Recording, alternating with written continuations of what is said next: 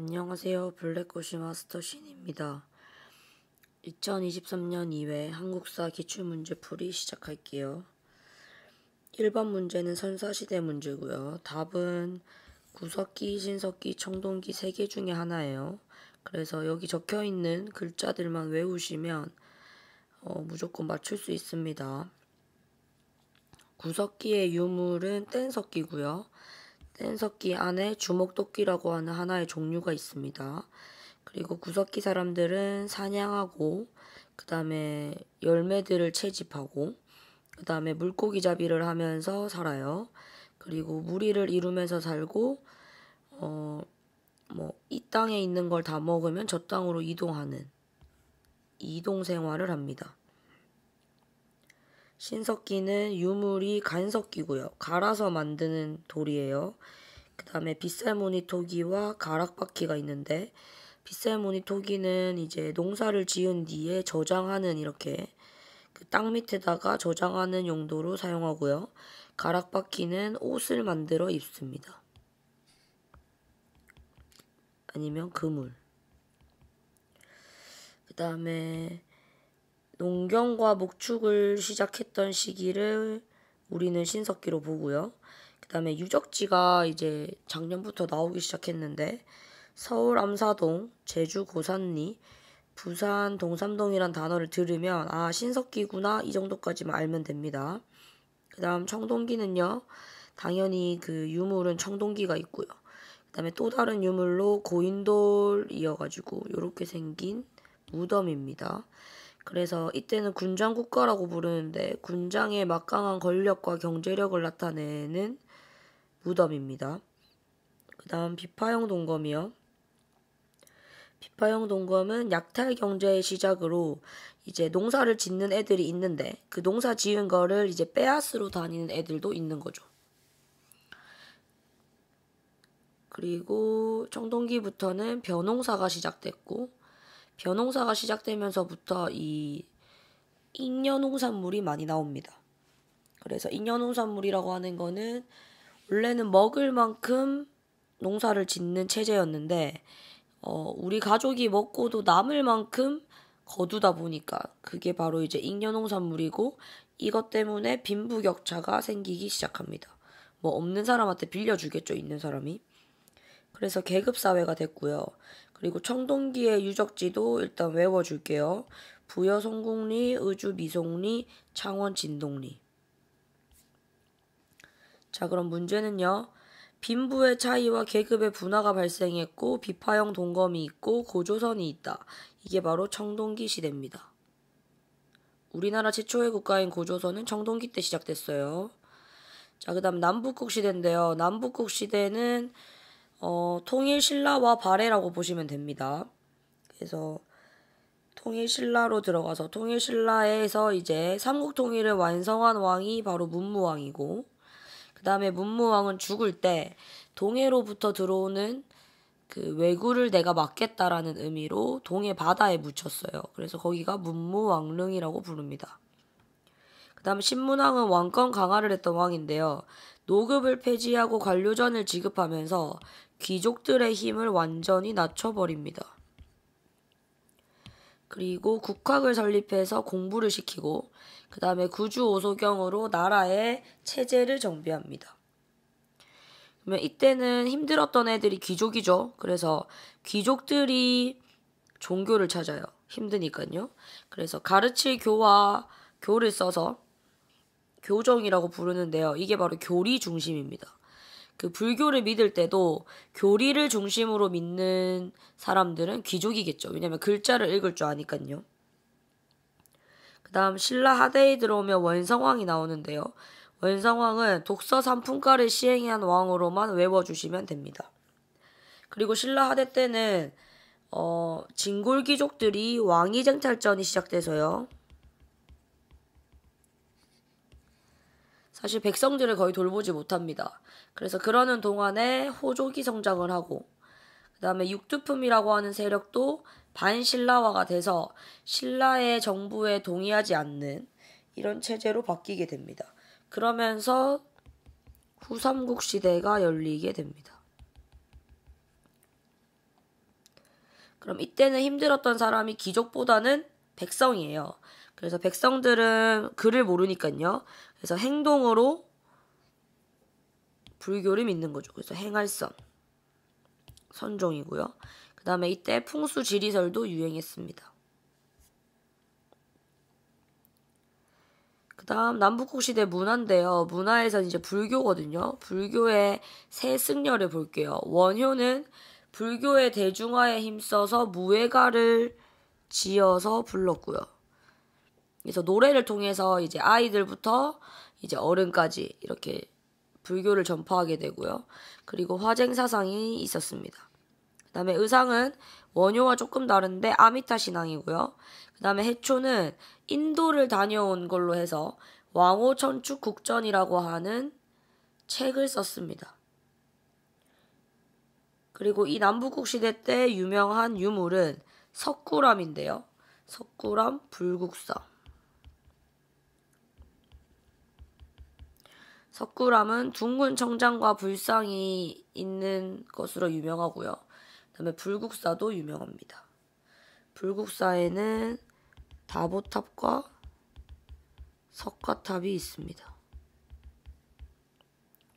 그 다음 통일신라 시대 때는 지금 우리의 이제 그 세무자료처럼요. 그래서 촌주가 3년마다 작성하는 조세 징수 자료가 있습니다. 그래서 여기에는 뭐 땅의 크기 아니면 뭐 가지고 있는 동물의 마리수 뭐 이런 것들을 다 조사합니다. 그리고 이때 유명한 사람이 장보고고요. 장보고는 청해진을 설치해서 왜구를 소탕했고 그때 해상무역을 장악했던 사람입니다. 문제 풀어볼게요. 국학을 설립하고 구주오소경 체제를 정비하고 관료정을 지급화하면서 노급을 폐지했던 왕은 바로 신문왕입니다. 그리고 이 나머지 왕들은요. 장수왕은 고구려 전성기 때 왕,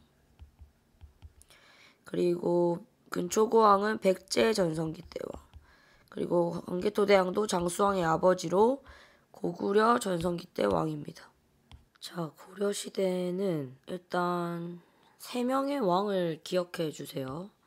광종, 성종, 그리고 마지막에 공민왕. 그래서 이 왕들이 한 일만 암기해 주시면 되고요. 노비양건법, 과거제도, 공복제정, 칭제권원을 한 왕은 광종이다. 이렇게 하시면 되는데 노비양건법은 불법으로 노비된 사람을 풀어주는 거예요. 불법으로 노비된 사람 해방. 그리고 과거제도는 능력대로 시험을 쳐서 뽑자예요. 그 다음에 공복제정은 능력대로 시험을 쳐서 뽑다가 보면 이제 좀 젊은 사람이 윗 관직에 올라갈 수 있겠죠? 그래서 그럴 때마다 이제 색깔로 구분하는, 그래서 위계질서입니다. 그리고 칭제권원은 왕, 나는 왕이다, 나는 황제다 이런 뜻이에요. 그래서 왕권 강화에 힘을 씁니다. 그 다음 성종이요. 성종은 유교 정치를 시행했던 왕으로 최승로라는 사람의 시무 28조를 통해서 유교 정치를 실현합니다. 그리고 지방 12목의 지방관을 파견하는 등 뭔가 지방 제도에 대해서 집중합니다. 다음은 문벌귀족이 등장합니다. 문벌귀족은 이제 고려시대의 지배층이라고 보면 돼요. 그래서 그때 일어난 사건이 2가지가 있는데요. 이자겸의 난과 묘청의 서경천도 운동입니다. 이자겸의 난은 인종의 할아버지이자 장인, 그러니까 이자겸이 이모와 인종을 결혼시키는 뭐 이런 일도 했어요. 그러니까 그 정도로 세력을 유지하려고 노력했는데 결국 이자겸이 하고 싶었던 거는 자기가 왕이 되고 싶었던 거죠. 그래서 이자겸과 그의 오른팔인 척준경이 반란을 일으키고요. 그 다음에 묘청은 스님인데요. 이 묘청은 풍수지리설을 이용해서 야 우리 서경 평양으로 이사를 가자. 왜냐하면 이제 우리가 고구려 때 전성기 때 수도가 평양이었고 우리는 고구려를 계승한 나라로서 이제 서경으로 천도해서 새로운 또 한 번의 도약을 해보자 라고 얘기하는데요. 그래서 여기서 이 운동은 둘 다 실패합니다. 그리고 문벌귀족의 특권이요. 문벌귀족의 특권은 두 가지가 있는데요. 1번은 공음전이고요. 공음전은 뭐 할아버지가 아버지께, 아버지가 아들에게 이렇게 하면서 점점 세습이 가능한 토지제도고요. 음서제도는 아빠 빽이라고 생각하면 돼요. 그래서 과거를 치르지 않고 어느 가문이냐에 따라서 바로 간직을 얻을 수 있습니다. 다음은 고려시대를 침략한 나라인데요. 거란, 여진족, 몽고족이 고려를 침략합니다. 거란의 1차 침입에서 외워야 하는 단어는 문신이었던 서희의 외교단판. 입으로 이겨요. 입으로. 말싸움에서 이깁니다. 그래서 강동육주를 되찾아오고요. 그 다음에 3차 침입에서는 감감찬이라는 장군의 기주에서의 크게 이기는 귀주대첩이 있습니다. 그 다음 여진족은요. 나중에 힘이 커져서 금나라로 이름을 바꾸기까지 하고요. 이때 윤관이 별무반을 조직해서 여진족의 땅을 빼앗습니다. 그래서 땅을 빼앗은 뒤 동북 구성을 쌓았는데 사실 이거는 1년 뒤에 돌려줍니다. 그리고 몽고족이요. 몽고족은 징기스칸 생각하시면 됩니다. 그래서 원나라고요. 이때 이제 몽고족은 기마족이죠. 그래서 그때 실세였던 최후가 이 기마족을 피하기 위해서 강화도로 천도합니다. 근데 이때 최후는 왕은 아니고 왕은 사실 허수아비인 상태고 최후가 실세거든요. 그래서 왕이 개경으로 한도를 하고 원에게 항복합니다. 그럼 아직까지 이 최후와 최후의 세력들은 항복하지 않았거든요. 그래서 걔네가 바로 삼별초고 이 삼별초는 강화도, 진도, 제주도를 가면서 계속 항쟁을 하나 결국에는 여몽연합군에 의해서 진압당합니다. 여기서 여몽연합군은 여는 고려를 뜻하고 몽은 몽고족을 뜻합니다. 그 다음 고려에서 기억해야 되는 마지막 왕 공민왕이고요. 쌍성 총관부를 공격해서 천령 이북의 땅을 수복하고요. 그 다음에 신돈이라는 사람을 등용해서 전민병정도감을 설치해서 개혁을 진행합니다. 그리고 친원파를 숙청하고 나름 개혁을 펼치지만 이것도 실패로 끝납니다. 다음 고려시대에서 일단 나올 수 있는 걸 좀 적어놨거든요. 그래서 여기 있는 거는 뭐가 나올지 모르니까 좀 집중해서 암기해주세요. 고려의 무역항을 병란도라고 부르고요. 고려는 삼감청자가 유명한 나라입니다. 그래서 삼감기법을 이용해서 은은한 청색을 띠는, 자색을 띠는 도자기예요. 그 다음에 직지심체유절은 세계 최초의 금속 활자본이죠. 그래서 요거 알고 있으면 되고요. 그 다음에 요거 자주 나옵니다. 고려시대의 역사서. 일현이라는 사람이 쓴 거는 삼국유사, 김부식은 삼국사기, 이승유는 제왕운기. 그 다음 고려시대 불교는 두 명인데요. 의청과 진울이 있고요. 의청은 실제로 문종의 넷째 아들로서 왕족입니다. 그래서 이 아이는 글을 읽을 수 있어요. 그래서 교관겸수. 교리에다가 수행을 더하자 해서 해동천태종을 만들고요. 그 다음에 진울은 평민이다 보니까 글보다는 행동 위주. 그래서 정해쌍수, 도노점수. 그 다음 요즘 이게 자주 등장을 해서 제가 적어놨는데요. 고려시대 중앙행정조직은 뭐가 나올지는 모르겠으나 외워두시는 게 좋습니다. 그래서 이성이 나오는데요. 여기 중서문화성과 상서성이요.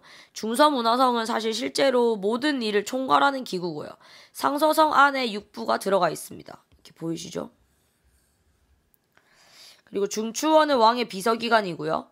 어사대는 관리들의 비리를 감찰하는 데고, 삼사는 회계기관으로 재정을 맡은 자입니다.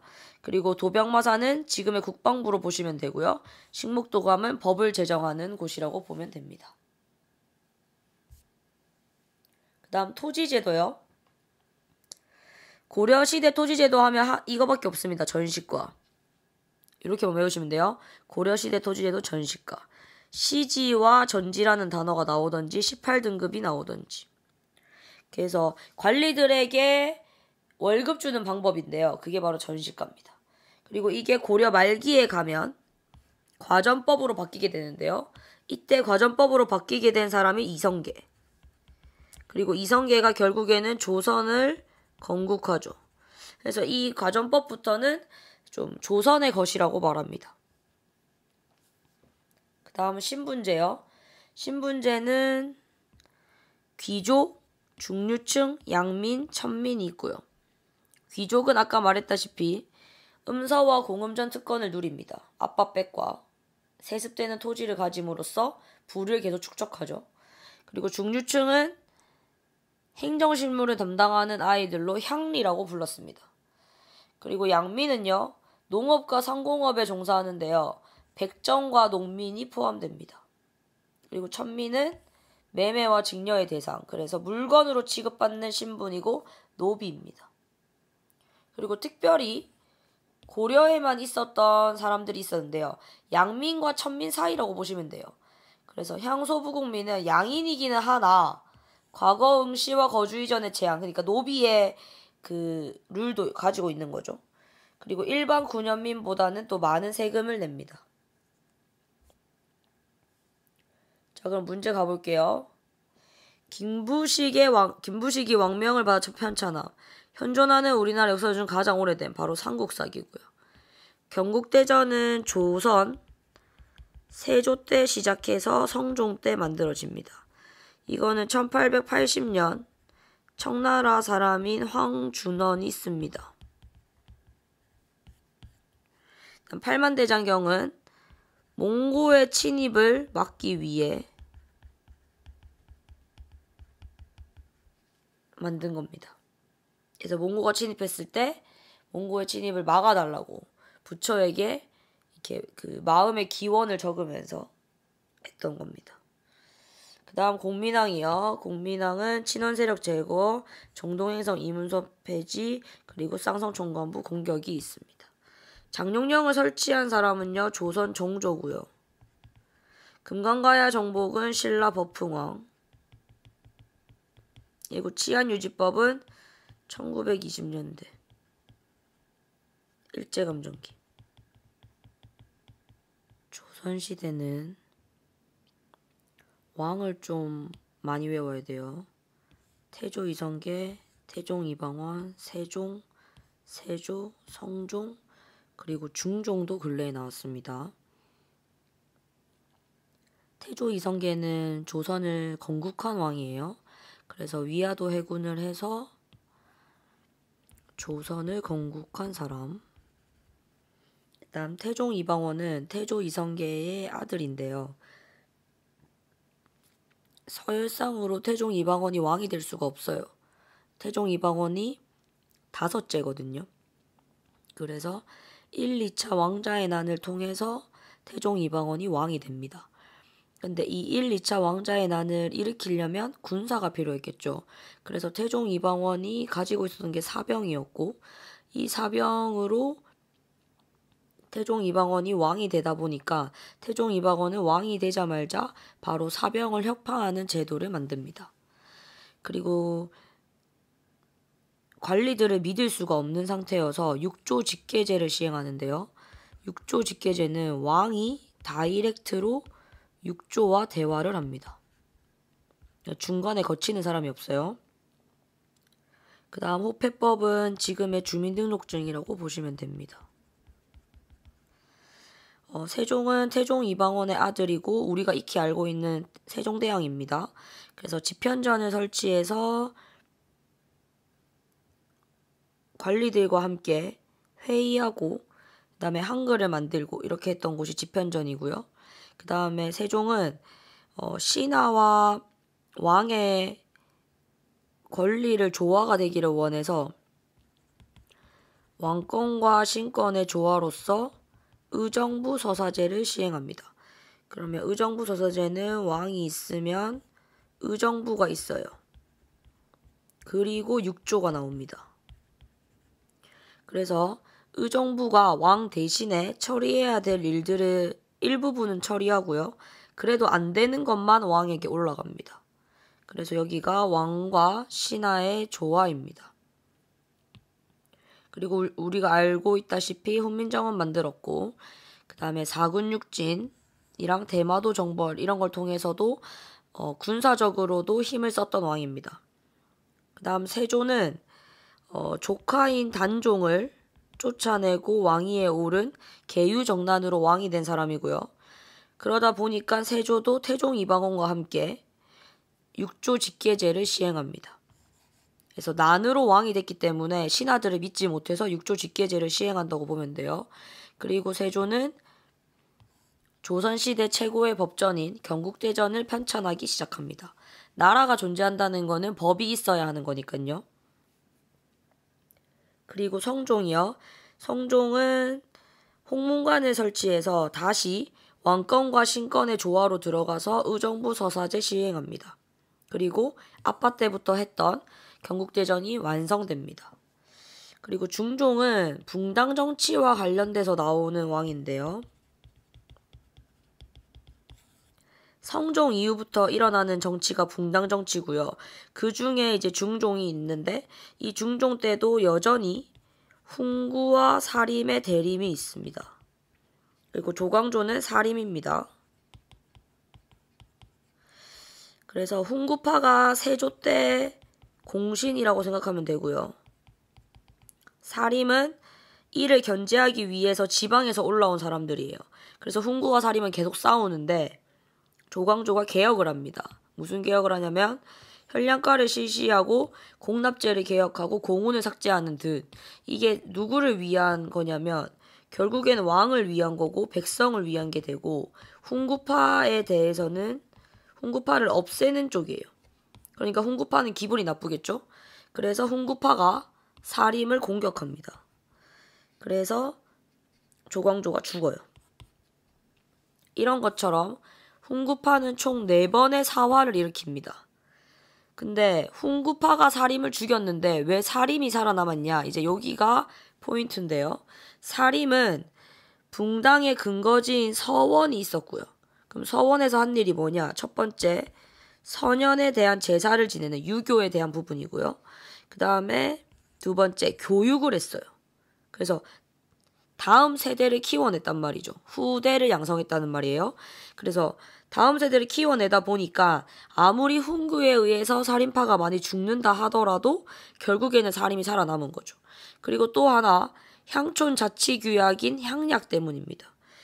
향촌의 공동체 조직에 유교 이념을 결합시키는 규약으로 백성들에게 성리학을 가르치기에 용이했습니다.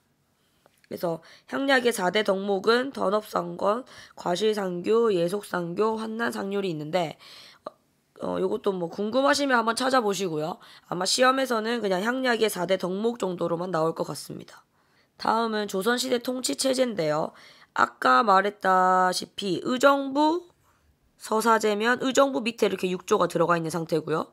그리고 태종과 세조가 했던 육조 직계제는 왕에서 바로 다이렉트로 육조로 가는 육조 직계제입니다. 두 가지가 있는데 대표적으로 의정부 서사제다 보니까 의정부 서사제로 설명을 해놨어요. 자, 그 다음 여기도 무슨 일을 했는지 알면 되는데요. 3사는 3개의 부서를 합친 거예요. 사헌부, 사관원, 홍문관. 그래서 여기서 하는 일들은 비리를 감찰하고 그 다음에 왕에게 이제 조언도 내리고 그 다음에 잘하고 있는지 확인하는, 그래서 왕이든 신하든 누구든지 간에 권력의 독점과 부정을 방지하기 위해 만들어진 곳입니다. 그리고 의정부는 조선 최고의 행정기관으로 보시면 되고요. 그 다음에 승정원은 왕의 비서기관입니다. 그래서 왕명을 출납하고요. 의금부는 대역죄인 처벌 및 사법기관이고, 한성부는 한성이 이제 그때의 서울의 이름이었습니다. 그래서 그 한성의 치안을 담당하는 곳이고, 춘추관은 역사서, 성균관은 조선 최고의 교육기관입니다. 그래서 춘추관에서 역사서를 편찬했는데 그렇다 보니까 우리가 조선에 관련된 문서가 많아요. 그래서 사실은 사극이나 뭐 이런 데서도 조선이 많이 나오는 이유고요.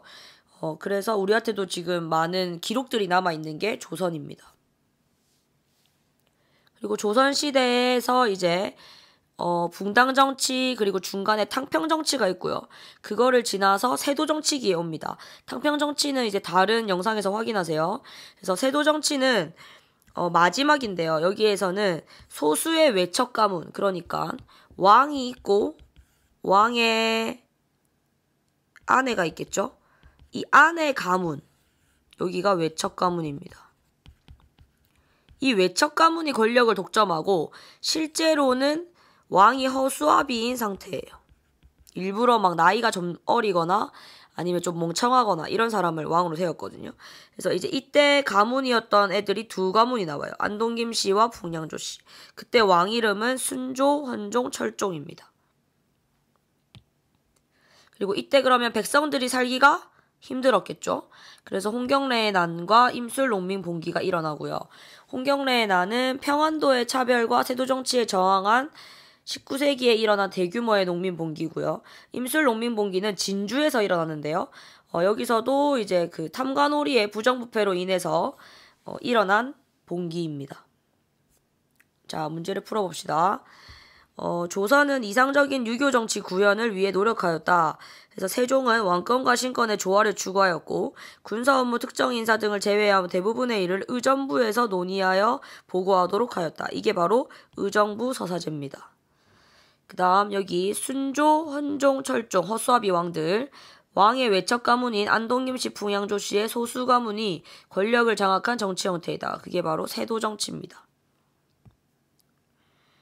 이 육조직계제는 태종과 이방원, 요것만 태종과 세조 기억해 주시고요. 의정부 서사제는 세종과 성종. 그리고 도병마사는 고려의 국방부입니다. 그리고 무신정권도 고려에 나오고요. 다음은 이제 계양기입니다. 자, 지금까지 보면 아시다시피 지금 문제가 계양기부터 엄청 많아요. 그래서 계양기 그리고 일제감정기 현대 파트에서 웬만한 문제가 다 출제되기 때문에 시간이 없다. 그러면 계양기부터 공부하셔도 60점은 나올 수 있습니다. 알겠죠? 그래서 자, 계양기 가볼게요. 계양기의 시작은 흥성대원군입니다. 아까 이제 마지막으로 끝난 왕이 철종이거든요. 철종 다음의 왕이 누구냐면 고종입니다.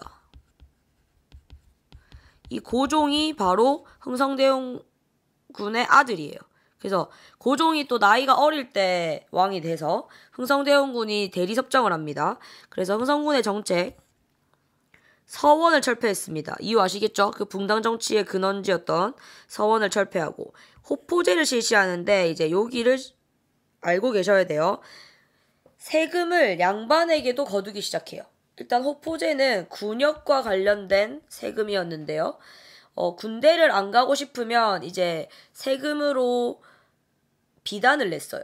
근데 이걸 상민에게만 거두는 게 아니라 양반에게도 거두기 시작했는데 이 이유는 뭐냐면 조선 전기에서 후기가 될수록 사람들이 돈이 많은 사람이 신분을 사고 팔았거든요.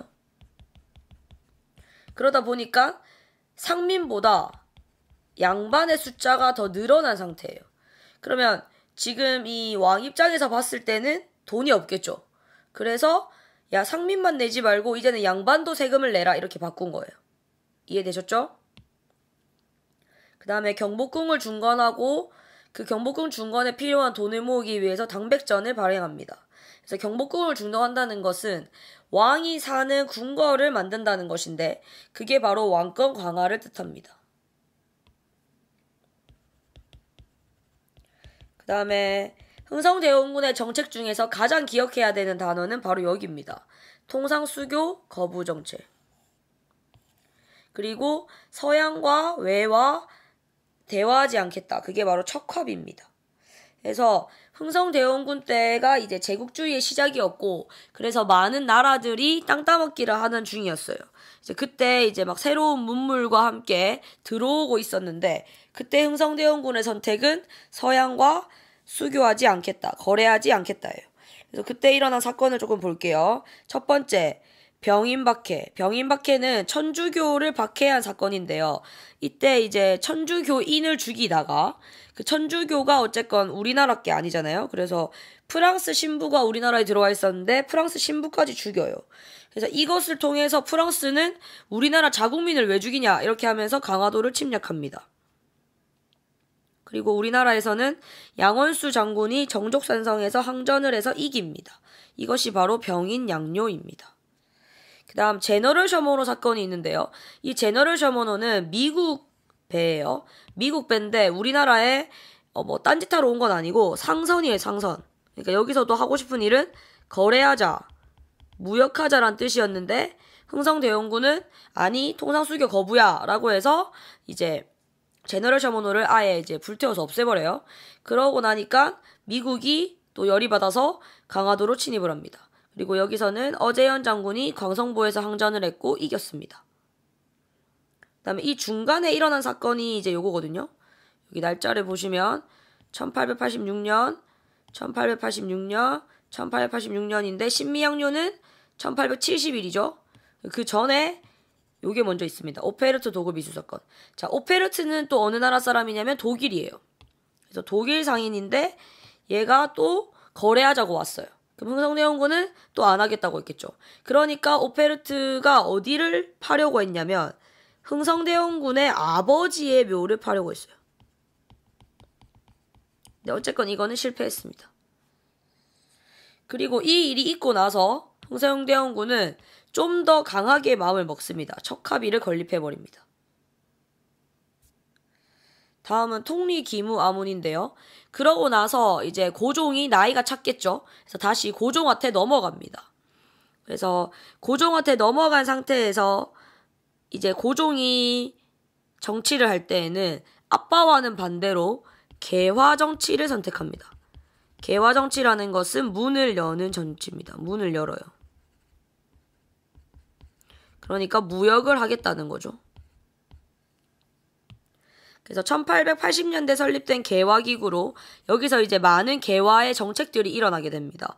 외교도 통상도 재정도 다 여기서 관리하게 되고 그리고 여기서 군사제도 개편이 일어나는데 신식군대인 별기군을 창설하게 됩니다. 신식군대 이 아이들은 총을 가졌어요. 그 전까지 우리나라는 창을 가진 군인들이었고요. 자, 그 다음에 이제 요거는 이제 기본적인 상식으로 좀 외워주세요. 우리나라 최초의 사립근대학교는 원산학사고요. 우리나라 최초의 공립근대학교는 육령공원입니다. 그리고 우리나라에 외국인이 들어와서 세운 첫 번째 학교는 배제학당입니다. 됐나요? 자, 그 다음 이제 개혁이 많은데 제가 지금 이게 2023년 2회 풀이를 하려고 이렇게 따온 거고요. 제 다른 영상 보시고 가보개혁도 보셔야 합니다. 자, 을미개혁이요. 을미개혁은 요 세 가지만 딱 외우면 무조건 맞출 수 있습니다.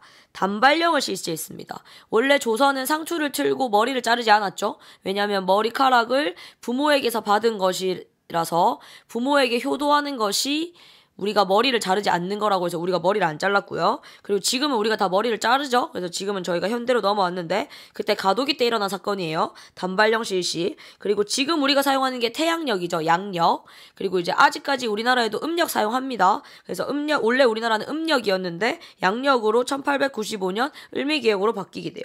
그리고 종두법이 시행됐던 개혁이 바로 을미개혁입니다. 이 세 가지만 외우시면 됩니다. 그 다음 을사조약이요. 이거는 너무 자주 나오고 그리고 을사조약보다는 을사늑약이 좀 더 맞는 말입니다. 왜냐하면 강제로 체결된 조약이기 때문이에요. 그래서 을사늑약은 우리나라의 외교권을 박탈해버립니다. 그리고 우리나라에 통감부를 설치해서 일본이에요. 지금 일본이 우리나라를 잡아먹고 있는 중이에요. 그래서 초대 통감이 이토 히로부미고요. 그 다음에 이 강제적인 을사늑약에 대해서 우리의 반응은 세 가지가 있었습니다. 고종은 헤이그에서 일어나는 만국평화회의의 특사들을 파견해서 야, 우리나라가 이런 나라가 아닌데 일본이 우리를 이렇게 없애려고 한다. 일본이 우리를 지금 강제로 지금 먹으려고 한다. 이렇게 알렸고요. 그 다음에 장지연이라는 사람은 시일야 방성대국이라고 이제 신문에 글을 썼어요. 그리고 민영환이라는 사람은 죽었습니다. 되겠죠? 그래서 을사늑약 알고 있으셔야 돼요. 그리고 우리는 1910년도에 한일합방이 일어납니다.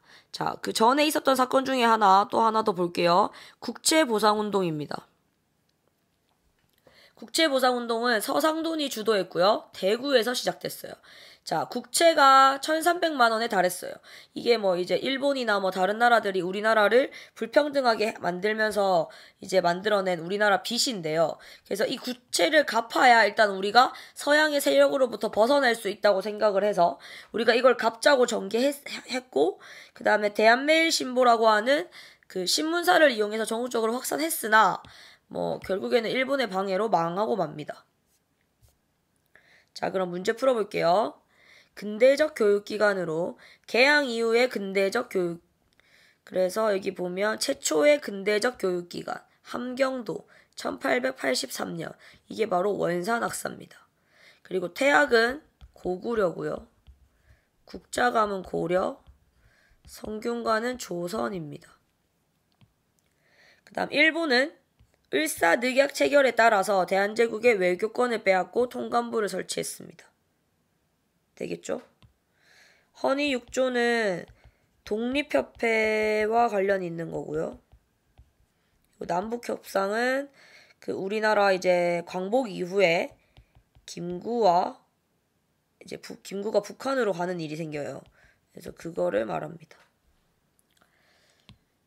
그 다음 대한제국의 빚이 1,300만 원에 이르게 되었다. 1907년 대구에서 빚을 갚자. 이게 바로 아까 말했던 국채보상운동입니다.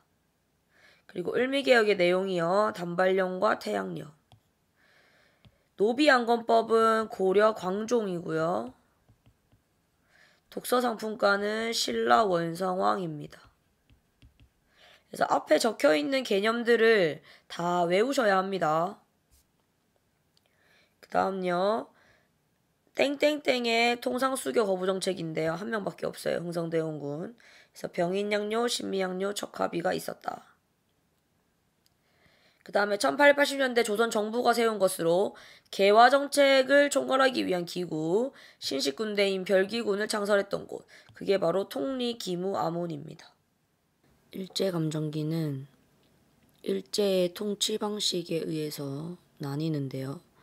1910년대 일제의 식민지 정책은 무단 통치기로 헌병경찰제와 그리고 태형령과 즉결처분권이 있는데요. 태형령은 이제 우리가 흔히 생각하는 곤장이라고 생각하면 되고요. 즉결처분권은 재판 없이 그 자리에서 바로 처분할 수 있는 권리입니다. 그리고 교사들도 제복을 입고 칼을 차고 다닐 정도로 이렇게 조금 위압적인 상태였고요. 그 다음에 우리나라에 토지 조사를 해서 그때 이제 일본어로 신고하는 거였는데 신고가 안 된 토지를 일본이 다 들고 갔죠. 그 다음 이제 이러한 1910년도 때 식민지 정책이 일어난 이후로 1919년도에 우리나라가 3.1운동을 전개합니다. 이 3.1운동은 꼭 기억하셔야 되는데 일단 2월 8일에 동경에서 독립선언이 있었고요. 그리고 미국의 대통령인 윌슨 대통령의 민족 자결주의, 모든 나라는 독립적이다 라는 이 민족 자결주의가 영향을 받았고, 그래서 우리나라도 3월 1일에 3.1운동을 전개했습니다. 그래서 이로 인해서 우리는 두 가지를 얻었는데요. 첫 번째가 대한민국 임시정부 수립의 계기가 됐고요. 두 번째가 일제의 통치 방식이 바뀌었습니다. 그 다음에 이 3.1운동은 대규모 만세운동으로 비폭력운동입니다. 그러면 자, 대한민국 임시정부에 대해서 알아볼게요. 이 3.1운동을 전개하다 보니까 우리나라 사람들이 생각을 해보니 임시정부가 필요하다라고 생각을 해서 삼권분립에 기초한 민주공화제를 만들었고, 그때 이제 연통제와 교통국으로 비상연락망을 만들었습니다. 그리고 미국에는 구미위원부가 있었고, 그리고 대한민국 임시정부가 한 일 중에서 중요한 것은 1940년대 때 한국강복군을 창설한 것입니다. 그리고 1920년대 문화통치요. 1920년대에 이제 문화통치는 말은 무단에서 문화로 좀 바뀌었지만 실제적으로는 좀 더 우리나라를 많이 괴롭힌 거예요. 그래서 민족 분열 통치로 이제 이때부터 우리나라에 친일파가 등장합니다. 그리고 보통경찰제로 인원수를 늘려버렸어요. 그러니까 헌병경찰제에서 보통경찰제로 바뀌긴 했어요. 근데 경찰의 인원수가 늘어버렸어요. 그리고 언론과 집회를 허가하긴 합니다. 근데 검열을 다 합니다. 그리고 일본이 우리나라보다 이제 쌀이 맛이 없거든요. 그래서 우리나라에 쌀을 들고 갔는데 우리나라에서 증식한 양만 들고 간 게 아니라 실제 우리나라에서 생산하는 양도 들고 가서 우리나라 사람들이 먹을 게 없었습니다. 그럼 이때 우리나라가 이제 했던 일은 물산 장려운동으로 내 살림 내 것으로라는 구호를 외치며 조만식을 중심으로 전개하면서 이제 우리가 일본 회사 거를 쓰지 말자, 우리나라 자회사 거를 쓰자 이렇게 얘기했고요. 그 다음에 밀립대학 설립운동으로 우리가 일본을 이기려면 교육을 포기하면 안 된다. 그래서 고등교육기관을 만들자라고 하면서 그때 우리나라 인원이 1천만 명이었는데 그러면 1천만 명이 1원씩 모아서 우리 학교를 짓자라고 하는 밀립대학 설립운동이 있었습니다. 그 다음 학생들도 운동을 했는데요. 3.1 운동만큼은 아니지만 6월 10일에 만세운동이 있었고 이것은 순종의 장래일이니까 이제 다 같이 모일 수 있는 계기가 됐겠죠. 그래서 하고 그다음에 민족유일당 운동의 계기가 되었습니다.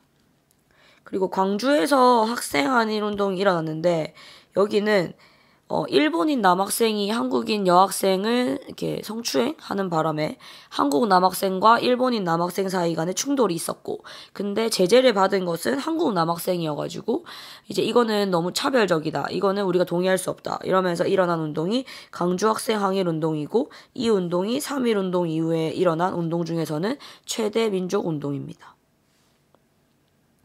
그리고 그때 이제 신관회도 있었는데 신관회는 우리가 지금 싸울 때가 아니다. 일단 일본으로부터 독립하는 게 먼저기 때문에 독립을 먼저 하자. 그러나 우리의 사상은 다르지만 일단 모이자. 라고 해서 민족주의자들과 사회주의자들이 함께 모여서 하나의 이제 공동체를 만들었고요. 이때 이제 한 일 중에 하나가 광주학생 항일운동의 진상조사단을 파견해서 이 일을 도왔습니다. 그리고 1920년대 일어난 운동 중에 하나는 또 형평운동인데 이거는 우리가 갑오개혁 때 신분제가 폐지됩니다.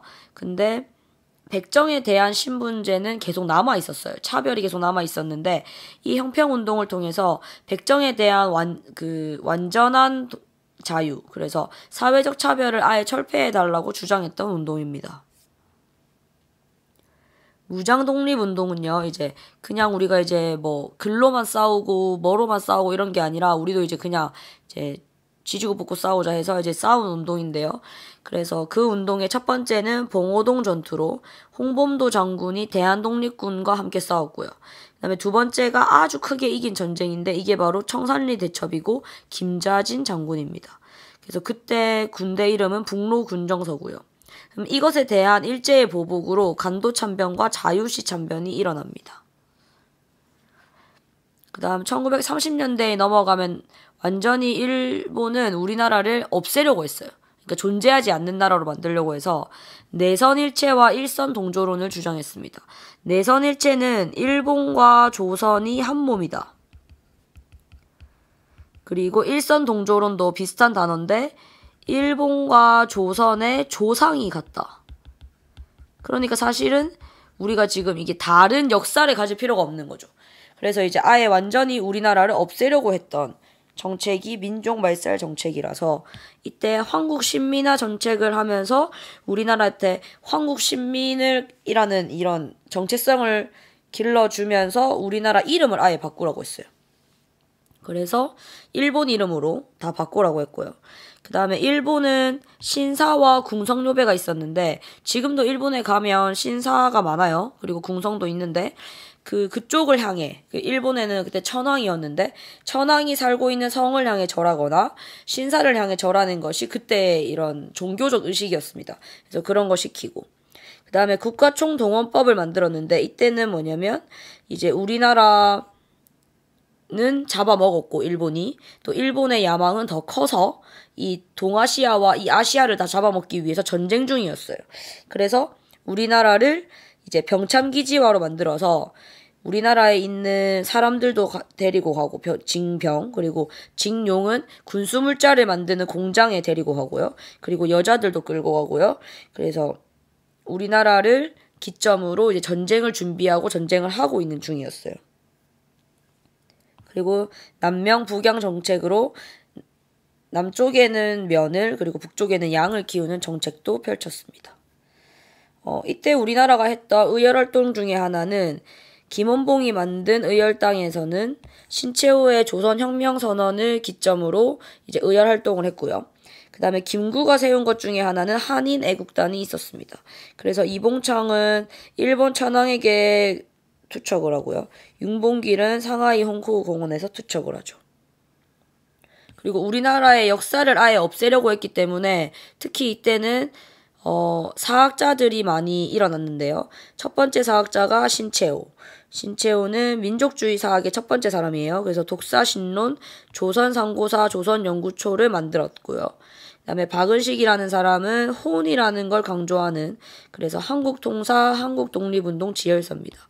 그래서 조선 나오면 신채호, 그 다음에 한국 나오면 박은식 이렇게라도 외우고 계시면 보기에서 클릭할 수 있습니다. 자, 문제를 풀어봅시다. 1910년대죠. 그러면 회사령입니다.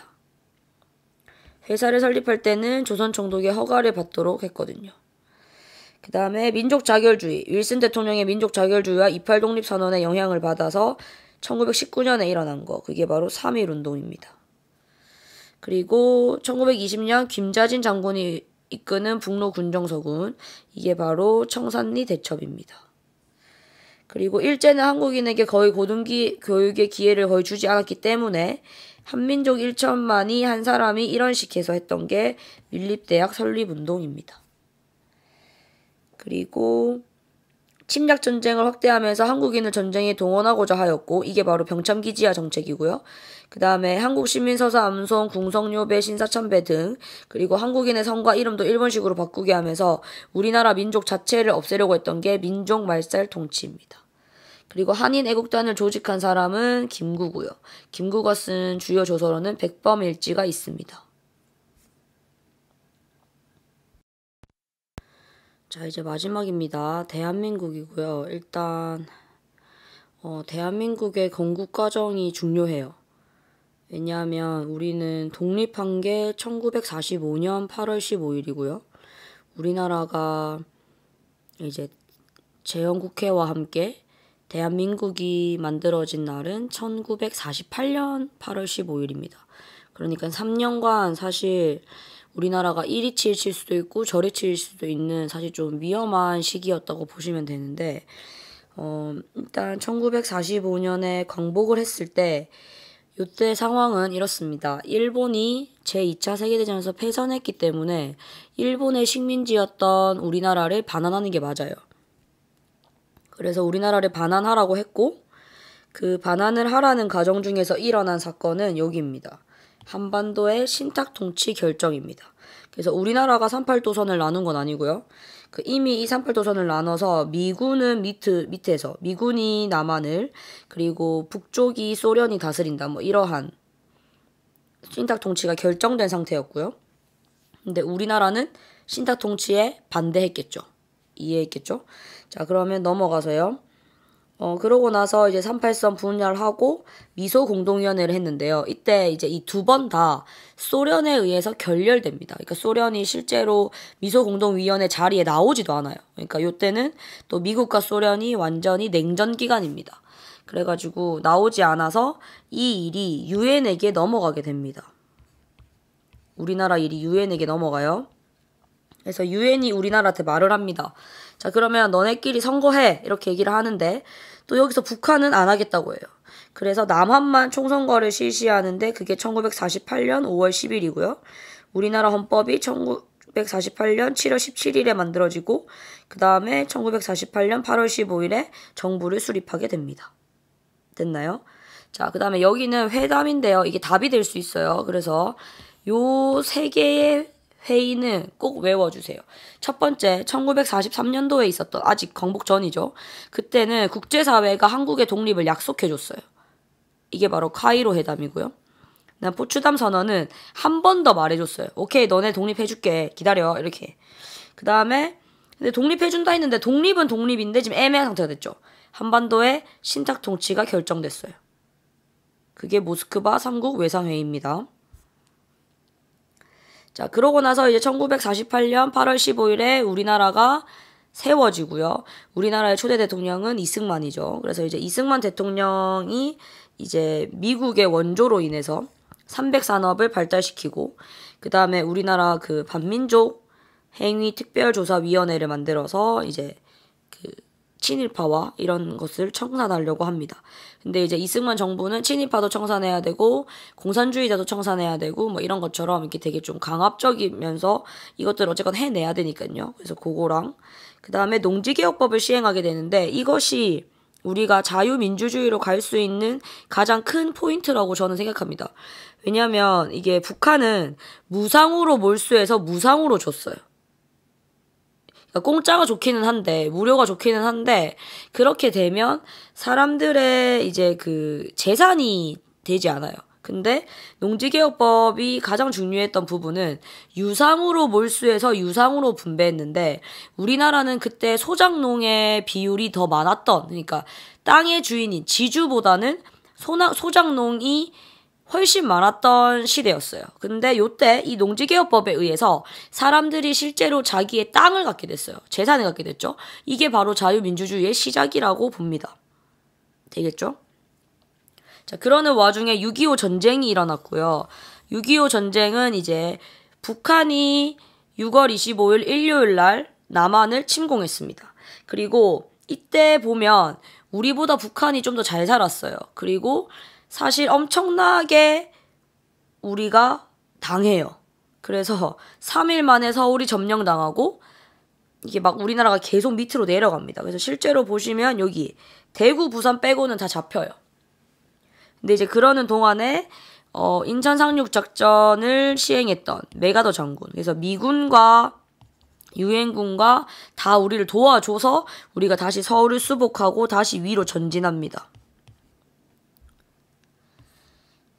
근데 여기서 또 누가 내려오냐면 중국이 내려와요. 또 중국은 쪽수가 많죠. 중국이 내려오면서 우리가 일사후퇴를 하고 그러다가 우리가 1953년도에 휴전을 chấp 정합니다. 그래서 현재 우리나라 상태를 보면 휴전이 맞습니다. 전쟁 중에 우리는 지금 쉬는 중이에요. 근데 그러기에는 우리나라가 지금 우리는 태어나 보니 너무 잘 살게 된 나라라서 전쟁 중이냐라고 물어보면 잘 인지가 안 되지만 우리나라는 휴전 중이 맞습니다. 자, 그 다음에 이제 그렇게 돼서 이승만 대통령이 일단 첫 번째 초대 대통령을 하고요. 그리고 두 번째는 이제 이 6.25 중에 다시 대통령을 바꿔야 하는 시즌이 왔어요.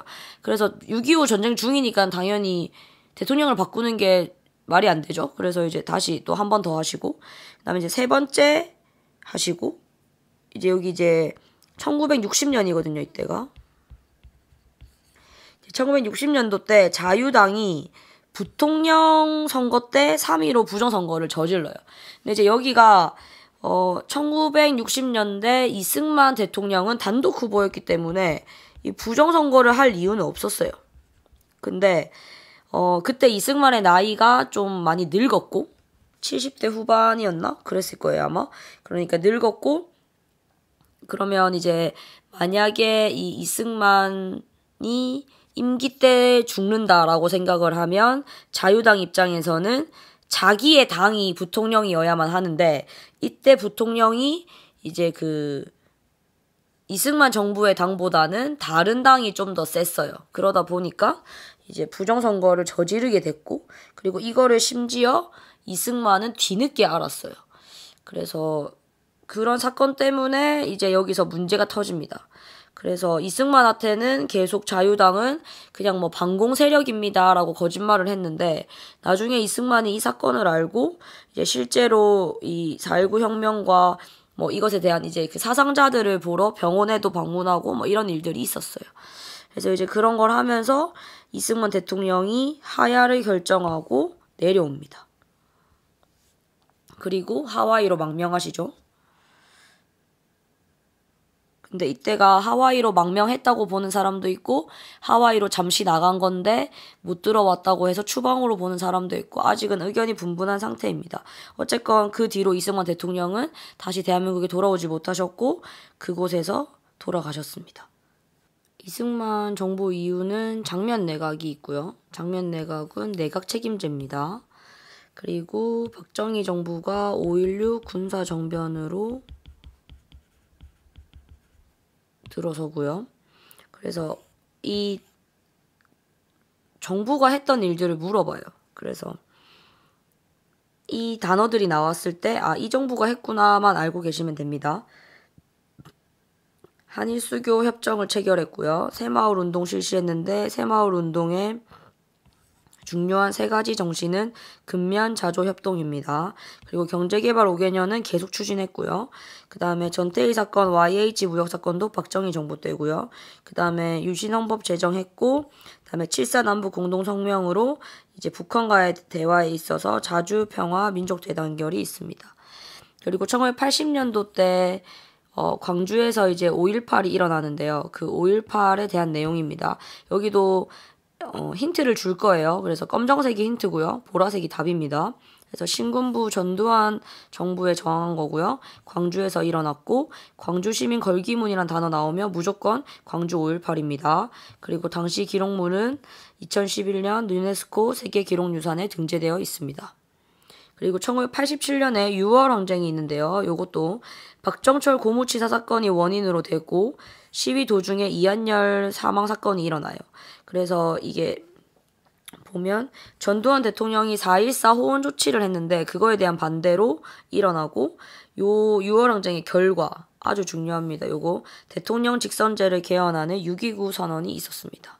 그리고 다음이 노태우 정부예요. 노태우 정부는 북방 외교를 추진했고 남북한 유엔 동시가입 남북기본합의서 비핵화 선언을 했습니다. 그리고 김영삼 정부는 외환위기 IMF가 있었고요. 금융실명제 실시했고 지방자치제가 시행되면서 지금의 우리나라의 모습으로 바뀌고 있습니다. 그리고 김대중 정부요. 이제 북한과 많이 관련이 있다고 생각하면 돼요. 햇볕 정책, 그리고 이산가족이 방문하고 서로 만나고, 그 다음에 개성공단도 건설하면서 북한과의 교류를 시작하고, 우리나라 최초의 남북 정상회담인 6.15를 해서 남북 공동선언도 있었습니다. 그 다음에 이제 노무현 정부가 나올 수도 있고, 왜냐면 이제 6.15 남북 공동선언이 첫 번째면 두 번째가 14 남북 정상선언이거든요. 그래서 제가 넣어놨습니다. 그리고 노무현 정부가 한 일 중에서 하나는 한미 FTA가 있습니다. 자, 문제 풀러 갈게요.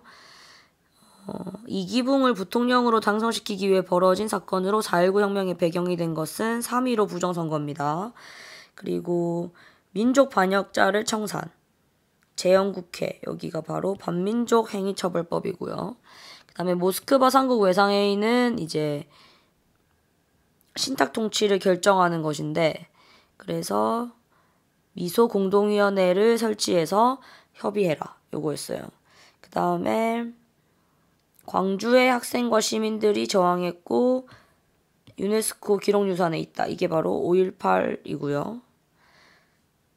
그 다음에 이것은 바로 6.25 전쟁입니다. 그래서 순서만 조금 알아주세요. 북한이 남침했고 메가더 장군의 인천 상륙작전, 그리고 중국군 개입으로 1.4 후퇴, 그리고 우리나라는 휴전이죠.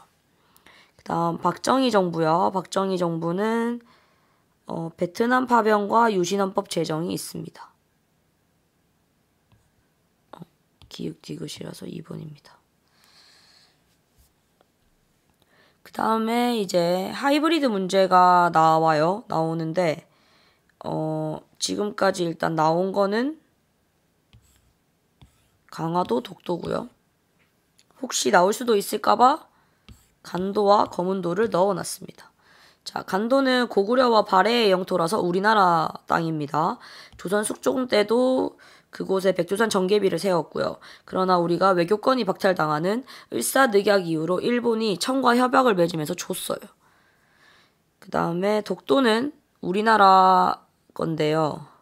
안녕복이 조선의 영토임을 확인했고 러일 전쟁 때 일본이 자국의 영토로 불법 편입했습니다. 연합군 최고사령관 각서가 있는데요. 여기 보면 독도는 우리나라의 영토로 표기되어 있습니다. 그리고 강화도는 군사 전략 요충지로 고려 몽골 침입 때는 강화도로 수도를 옮겼었고요. 그 다음에 조선에서는 병인양요와 신미양요가 일어났었습니다. 그리고 거문도는 전라남도 여수라고 해서 아주 밑에 있는 섬이고요. 여기서 이제 러시아의 남하 정책을 막기 위해서 영국이 불법으로 점령을 했습니다. 그리고 이 거문도 사건 당시에 사망한 영국군이 9명인가 있는데요. 6명인가 9명인가 그래요. 그래서 이 묘지가 있습니다. 자, 그럼 문제 한번 풀어볼게요. 군사 전략 요충지로 몽골의 침입을 피해 이곳으로 수도를 옮겼고 조선시대에는 병인양요, 신미양요가 발발했다. 이게 바로 강화도고요. 안녕보 조선의 영토. 태정광 지력에서도 조선의 영토고 칙령 제41호에서도 우리의 영토인데 이게 바로 독도입니다. 그리고 러일 전쟁 중에 일본이 불법으로 편입한 것이 바로 독도고요. 연합군 최고사령관 각서 제677호에도 독도는 우리나라 땅으로 표기되어 있습니다. 자, 그럼 여기까지 2023년 2회 한국사 기출문제 풀이였습니다. 파이팅입니다.